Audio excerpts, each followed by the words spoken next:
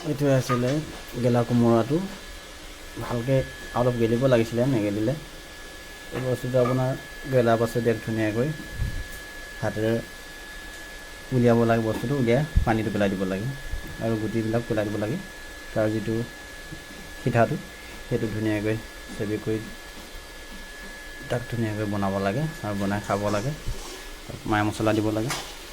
বহুত ধুনীয়া হয় খাবলৈ বহুতে এই বস্তুটো খাই বুলি নাজানে বহুত মানুহে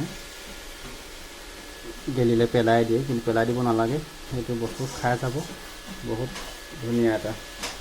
বস্তু আনকমন বস্তু যিটো বস্তু লাহে লাহে বিলুপ্ত হ'ব ধৰিছে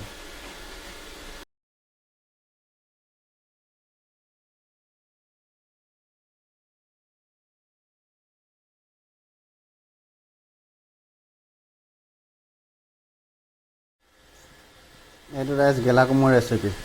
কোনে কোনে খাই পাইছে জনাবচোন কমেণ্ট কৰি একদম খাবলৈ ভাল খালি কোমোৰাটো গেলিব লাগিব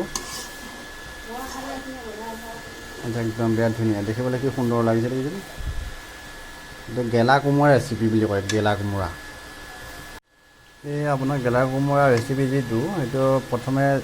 বস্তুটো চেপি কৰি দেখুৱাব নাপালোঁ মই ইয়াত আপোনাৰ নহৰু পিঁয়াজ ধুনীয়াকৈ দি বস্তুটো চেপি কৰি বঢ়িয়াকৈ বনাব লাগে ভাজিব লাগে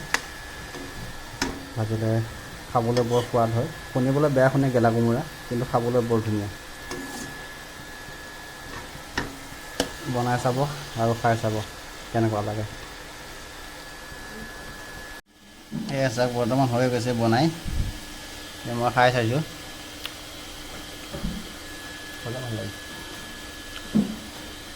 বহুত ধুনীয়া হৈছে